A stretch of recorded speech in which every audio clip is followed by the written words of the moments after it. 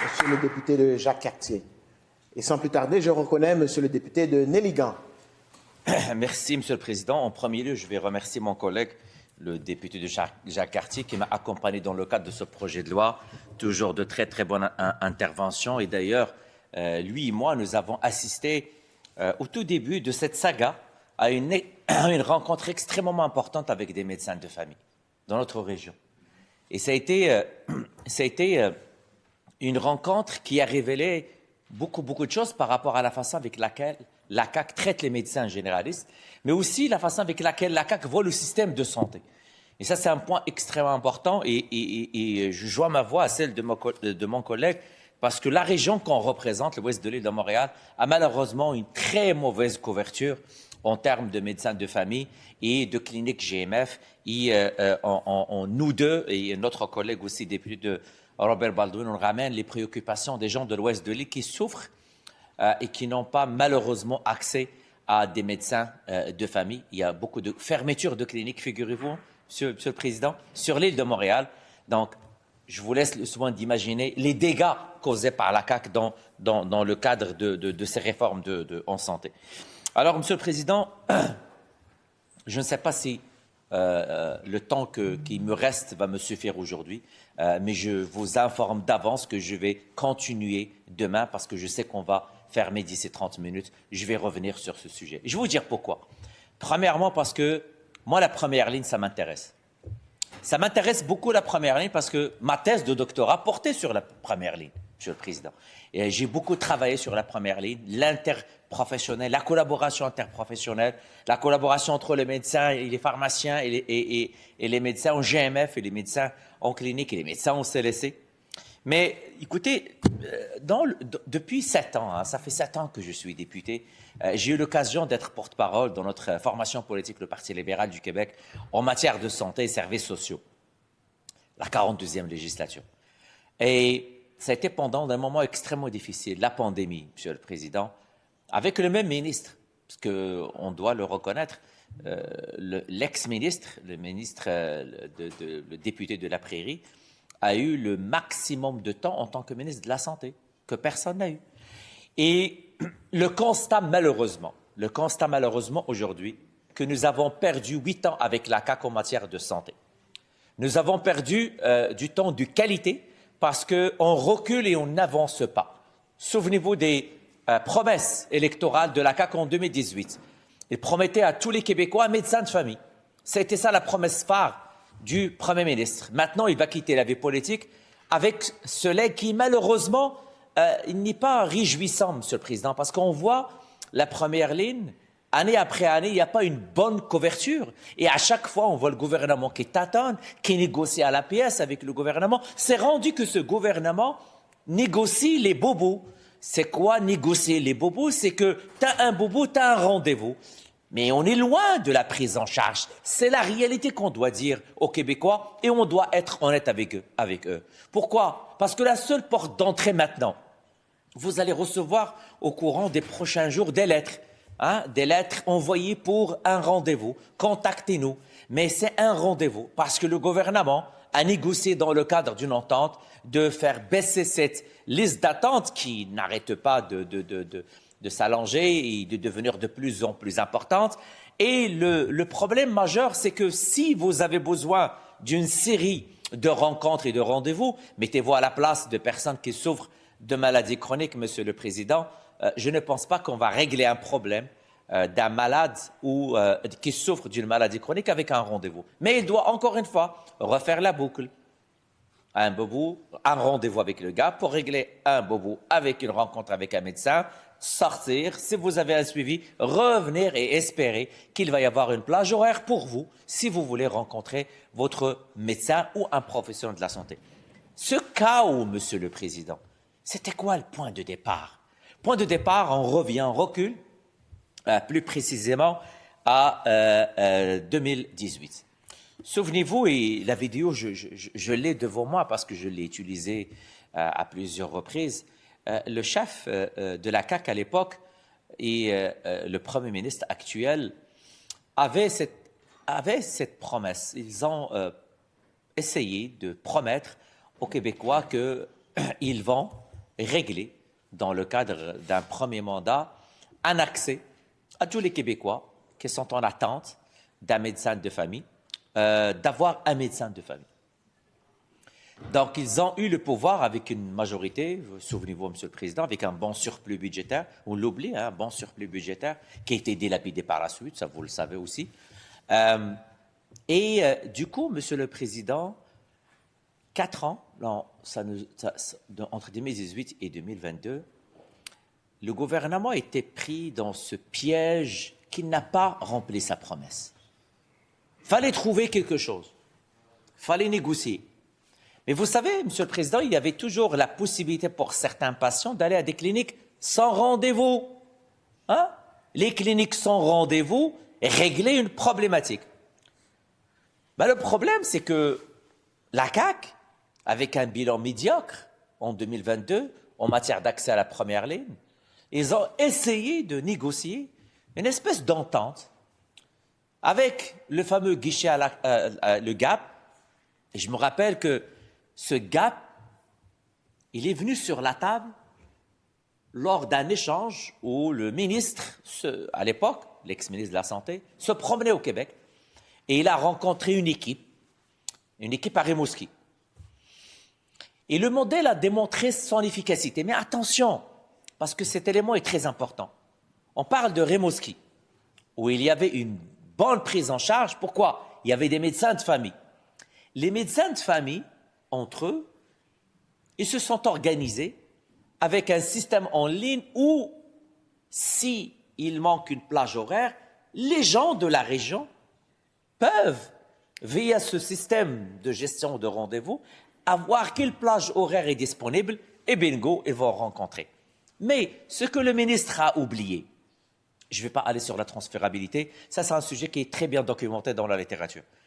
Mais je vais vous parler de ça, pourquoi? Parce qu'après vous allez comprendre où on est rendu, où on est rendu maintenant. Donc, le point de départ, tu as déjà une bonne répartition, des médecins de famille très implantés, avec une bonne clientèle, 1000, 1500, 1200 patients. Ça veut dire que le taux de couverture, il est très élevé. Vous me suivez? Taux de couverture très élevé. Donc, ceux qui restaient dans la nature, si je peux le dire, dans la nature, parce qu'ils n'ont pas de médecin de famille, avaient besoin quand même de rendez-vous disponibles. La région s'est organisée pour avoir un système qui contrôle un peu, qui chapeaute un peu les rendez-vous. Ils se sont organisés, ça a donné des résultats. Les plages horaires étaient pleines, les cliniques sans rendez-vous pleines, tout le monde était heureux et content. Les patients, que ce soit orphelins qui n'ont pas de médecin de famille, peuvent rencontrer un médecin. S'il y a un enjeu, ça parle dans la région. Donc c'est un modèle qui a démontré son efficacité. Ce que le ministre, l'ex-ministre de la Santé, et d'ailleurs c'était ça les questions que je soulevais dans le cadre de mes échanges avec lui, c'est ma mémoire, elle est bonne, 2021. On venait de sortir de la pandémie. Je lui dis, écoute, pour chaque projet, si on veut le ramener ailleurs, il y a des facteurs de succès, les clés du succès, de transférabilité d'un projet. Pourquoi? Vous ne pouvez pas appliquer un modèle et le transférer à une autre région si vous n'avez pas les mêmes clés de succès. C'est quoi les clés de succès? Une bonne prise en charge, des médecins qui arrivent à voir une bonne partie de la population et le reste, il est gérable avec des plages horaires disponibles, notamment dans les cliniques sans rendez-vous. Le ministre a vu l'opportunité, écoutez, ça marche, c'est technique, c'est IT, c'était d'upload de bord. On était dans cette logique de performance, souvenez-vous. À l'époque, le ministre, il était au Trésor, il y avait un portrait pour chaque ministère. Toi, tu as 90, tu as 80. Donc, il y met la facilité de la gestion des rendez-vous. Le problème, c'est que même avec le GAP à l'époque, parce qu'on disait ça va venir le GAP. Rendu à 2022, même chose. On n'arrive pas à baisser la liste d'attente. Et c'est toujours ça le même problème. Ce qu'on vit maintenant, moi je ne suis pas surpris. Je vois les gens déchirer la chemise, je ne suis pas surpris. Le problème au Québec, et d'ailleurs, c'est pour cela que je vous ai dit que j'ai vraiment le goût de parler de ce rapport d'experts, soutenir l'élaboration d'une première politique gouvernementale de soins et de services de première ligne au Québec. Ça, c'est un excellent rapport d'un groupe d'experts avec 6 bonnes recommandations. Je vais en revenir. Donc pour moi, la situation de 2026 ressemble terriblement à la situation de 2022. Pourquoi? Un gouvernement qui perd de vue la première ligne. Soit il se chicane avec les médecins généralistes, il les traite de toutes sortes de choses, il est paresseux, ils ne veulent pas travailler, etc. Il n'a pas pensé à élargir le champ de pratique de beaucoup de professionnels, notamment les EPS, ça je vais en revenir. Et c'est là l'enjeu, Monsieur le Président. Le même portrait de 2022 ressemble au portrait de 2026. Et je me rappelle à l'époque une bonne discussion avec mon collègue Gaëtan Barret sur l'accès à la première ligne. Et on a vu le gouvernement de négociateur vers la fin, où il s'est rendu, écoute, il y a une campagne électorale. Il faut faire vite, parce que nos chiffres en matière de prise en charge, en matière de patients en attente d'un rendez-vous, d'attente d'un médecin de famille, là maintenant on ne parle plus en attente d'un médecin de famille, on attend de rendez-vous. Et là, les gens, ils doivent le comprendre. Fini avec la CAQ, un médecin attitré. C'est des rendez-vous. Et c'est des rendez-vous où on ne sait pas si le problème ou l'enjeu que vous avez de santé soit réglé ou pas. On ne le sait pas encore. Il y a 1,2 ou 1,3 millions de Québécois. Le gouvernement se donne un objectif parce que c'est une année électorale avant juin de 500 000. Sur les 500 000, nous avons insisté sur un portrait beaucoup plus serré et un suivi que ce soit par un médecin généraliste ou une EPS d'une population vulnérable de 180 000. La même situation qu'on vit maintenant, on l'a vécu dans le passé. C'était quoi la solution du gouvernement? Un deal. C'est quoi le deal? Et si on paye plus cher le rendez-vous avec les médecins et que les cliniques sans rendez-vous tendent vers la disparition et on remplace ça par le gap. Je vous donne un exemple. Vous êtes médecin. J'ai besoin que vous libérez vos plages horaires. Le gouvernement a mis sur la table à l'époque un deal pour un certain moment dans le temps où les gens peuvent être vus via le GAP. Mais qu'est-ce qu'on constatait, Monsieur le Président? On délaissait les cliniques sans rendez-vous. Prenez un instant. Un patient qui ne suit pas les travaux du Parlement ou qui ne suit pas l'actualité, qui s'est habitué que s'il a un problème, il va aller dans une clinique sans rendez-vous. C'est ce que la plupart font. Les citoyens dans mon comté ou dans votre comté, Monsieur le Président, ils vont vous dire, écoutez, ça a été ça, la façon avec laquelle j'ai au moins un rendez-vous avec un médecin si j'ai un boubou, un problème de santé. Donc, on a assisté au démantèlement des cliniques sans rendez-vous. C'est le seul mot qui me vient à l'esprit maintenant. On oublie les cliniques sans rendez-vous. Là, on passe à ce fameux gap. Mais gardez en tête ce que je vous ai dit au début. Il y avait des clés de succès de ce gap. Région, bonne prise en charge, des médecins généralistes impliqués, et donc le peu qui reste dans les rendez-vous qui sont disponibles, où les médecins sont disponibles et le patient ne vient pas, et les patients qui n'ont pas de médecin de famille se ramassent dans le néant, ça a été d'une manière valorisante pour la région de permettre à ces gens d'utiliser ces rendez-vous non honorés. Le problème qu'on a, Monsieur le Président, c'est que le gouvernement, après 2022, a tout misé sur ce gap. Et c'est là où les problèmes ils ont commencé. Gouvernement majoritaire en 2022, à chaque fois que je parle de début de 2022, j'ai juste la SAC en tête parce que ça a commencé les problèmes des avenants et du contrat fractionné entre septembre et novembre 2022. Mais je vais rester sur la santé, Monsieur le Président. Élection 2022, gouvernement très majoritaire, le même ministre de la Santé qui continue et le même problème reste.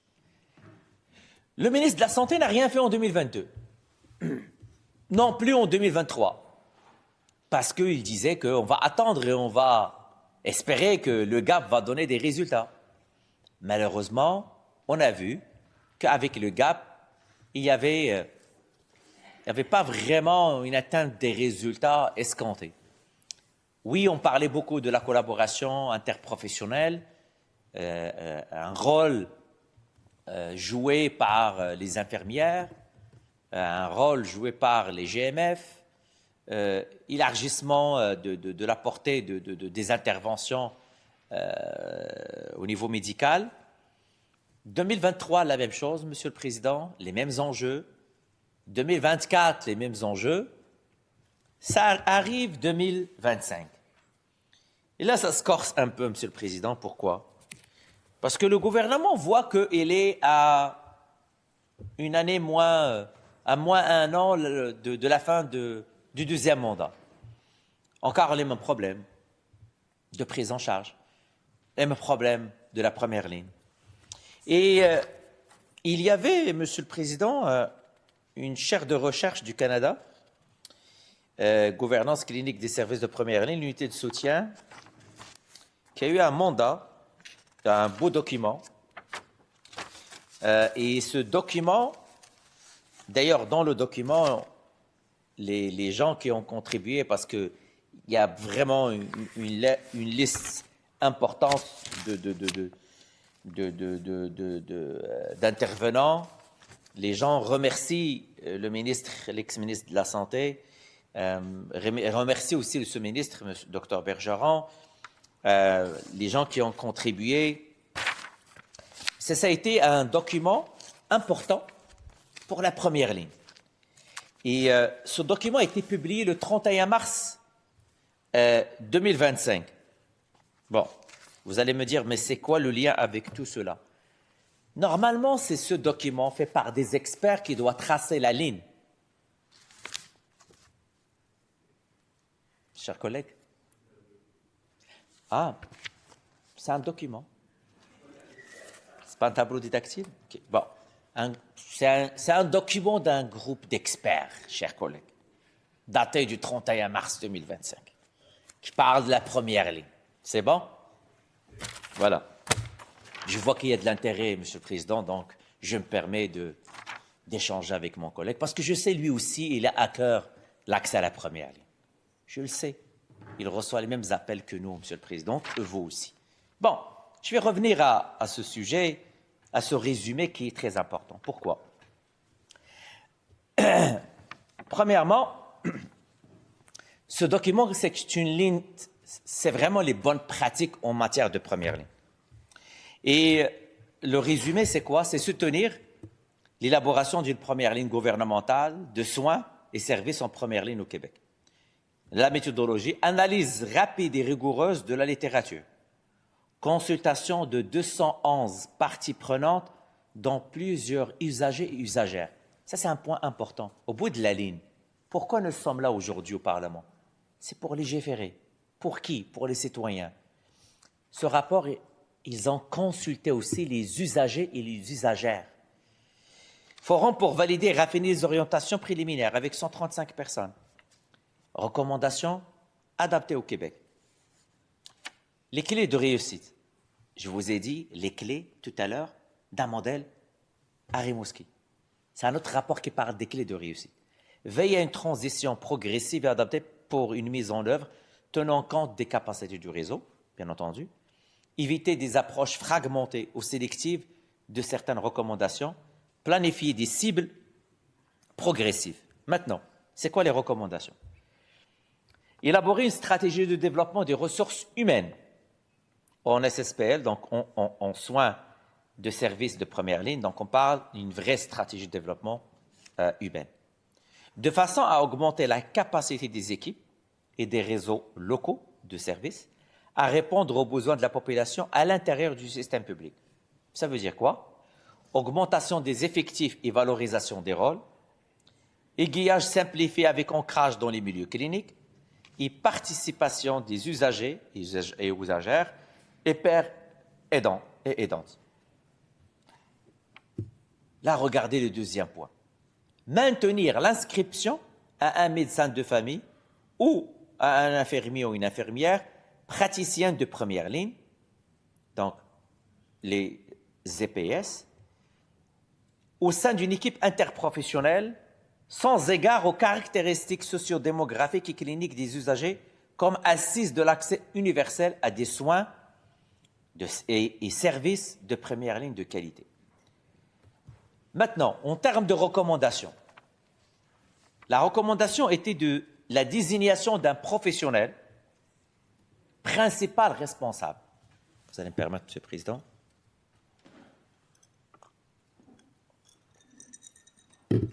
Désignation d'un professionnel principal responsable. Maintenant, si je vous pose la question, je vous dis que vous n'avez pas de médecin de famille. Vous utilisez le GAP. Vous avez reçu une lettre et vous dit voilà le chemin à suivre. Vous avez eu votre rendez-vous. Est-ce qu'on répond à ça? À la désignation d'un professionnel principal responsable? Pourquoi la désignation d'un professionnel principal responsable? Monsieur le Président, si vous avez une maladie chronique, je ne vous la souhaite pas. Vous avez besoin d'un suivi régulier. Et ce suivi régulier, malheureusement, on s'éloigne de ce qu'on voit maintenant. On s'éloigne parce qu'il y a une différence entre un rendez-vous pour un bobo et une réelle prise en charge. Maintenant, la responsabilité de l'État dans l'inscription formelle comme mécanisme administratif et alignement des capacités réseaux et diversité des pratiques. Ça, c'est un bon point au niveau de la diversité des pratiques. Une fois vous avez désigné un professionnel principal responsable. Maintenant, troisième point, mettre en place une gouvernance de proximité des soins et services de première ligne, alignée avec la responsabilité populationnelle et articulée de façon cohérente avec tous les échelons du système de santé et de services sociaux, afin d'assurer aux soins et services de première ligne les leviers d'action nécessaires pour organiser et adapter les services en fonction des besoins de la population et des orientations provinciales. Maintenant, ça dit quoi? Il faut une décentralisation au niveau des RLS, donc au niveau des réseaux locaux de services, ou des CLSC. Deuxièmement, coordination territoriale avec les partenaires intersectoriels et les services spécialisés. Et encore une fois, la participation des usagers à la gouvernance. Quatrième point, Monsieur le Président, c'est un point aussi très important, investir dans la production du savoir en services, en soins et services de première ligne pour le déploiement d'un réel système de santé apprenant. Donc, déploiement d'une infrastructure de données accessible et agile, notamment avec la disponibilité des rendez-vous, élaboration de stratégies de soutien à la recherche et à l'innovation définies par les parties prenantes et renforcement des capacités d'analyse et d'innovation.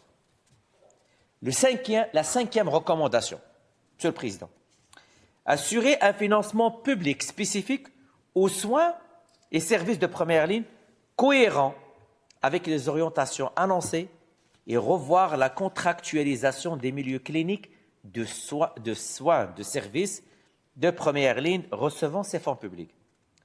Octroi de leviers financiers destinés à la gouvernance locale, c'est là au niveau de la localité qu'il y a des leviers. Élargissement de la couverture publique à des professionnels dans la communauté. Encadrement des milieux privés financés publiquement.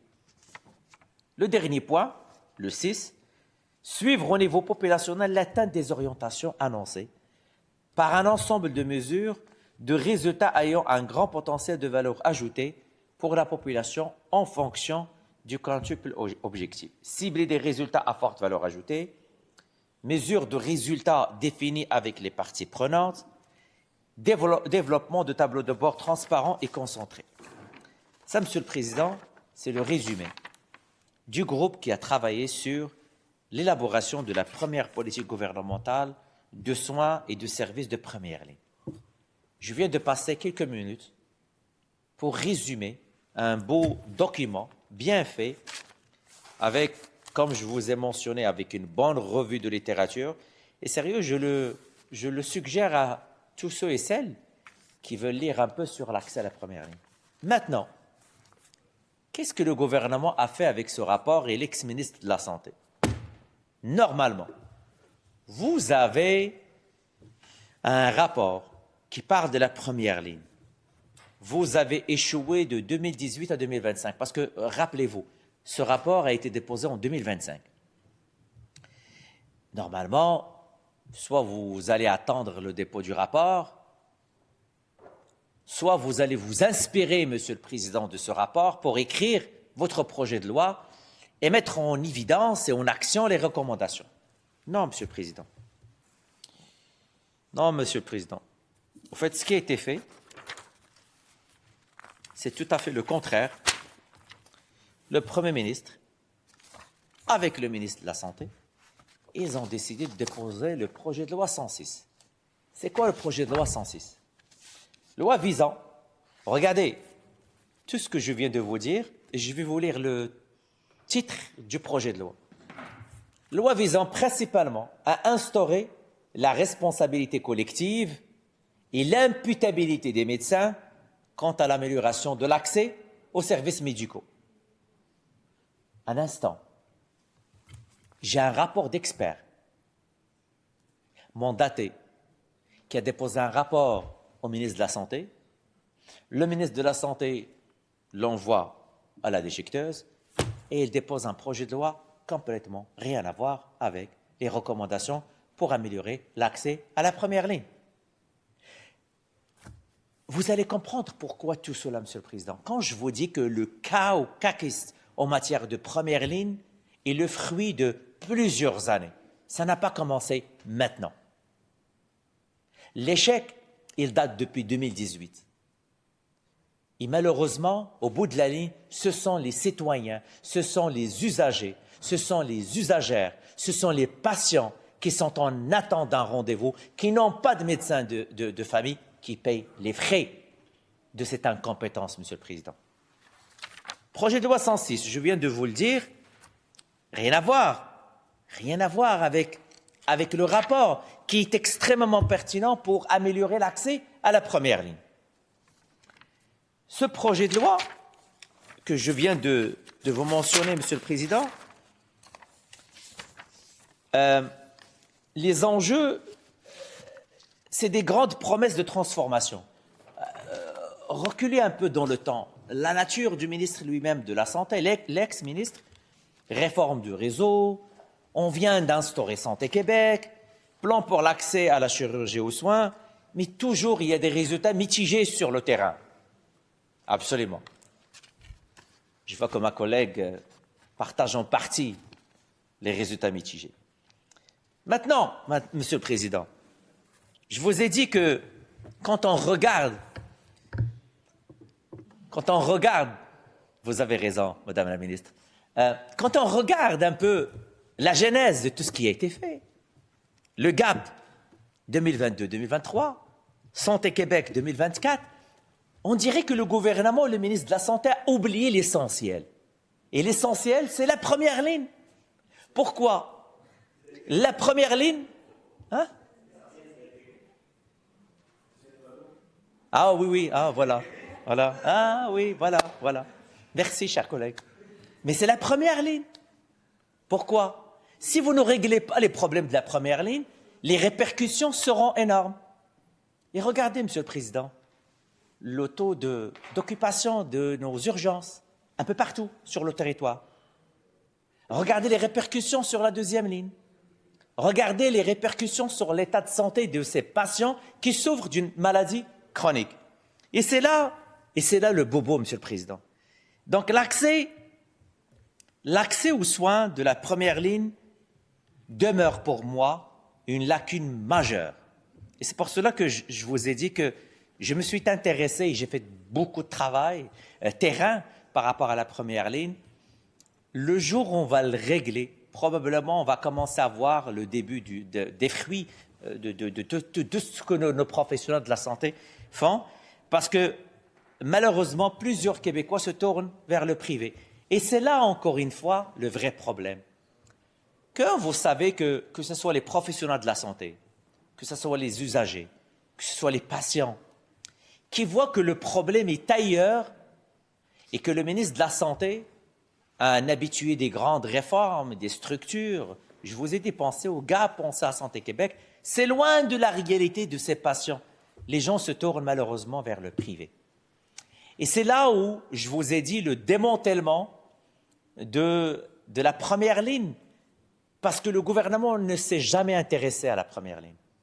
Et je pense que vous voyez toutes ces actions, commençant par le projet de loi 106, Monsieur le Président, où, depuis 2018, faute d'avoir amélioré l'accès par des mesures, là maintenant, le ministre voulait imposer une refonte forcée. Mais vous avez vu, après, ce projet de loi a été jeté dans la poubelle, mais c'est très bien rappeler le contexte. Pourquoi? Parce que nous avons perdu un temps précieux pour les Québécois. Nous avons perdu un temps précieux pour vos citoyens qui sont dans votre comté, qui attendent un médecin de famille, qui attendent à ce qu'on règle leurs problèmes de santé. Mais non! Il fallait un bras de fer avec les médecins, les méchants médecins. C'est facile, l'imager, Monsieur le Président. Or que le rapport des experts ne parle pas de ça. Ne parle pas de ça, parle d'un accès intelligent à la première ligne. Mais je me demande pourquoi le ministre n'a pas essayé de le mettre en application. Parce que regardez, depuis le dépôt de ce rapport, 3 projets de loi, 3, le 106, le 2 et le 19, Monsieur le Président. C'est du jamais vu pour une problématique si simple. Écoutez les experts. 3 projets de loi, 106 déchiquetés, le 2. Monsieur le député de Néligan, je sais que vous m'avez demandé, je pense que vous souhaitez poursuivre. Absolument, Monsieur le Président. Parfait. Alors, compte tenu de l'heure, nous allons ajourner nos travaux à jeudi 26 février à 9h40.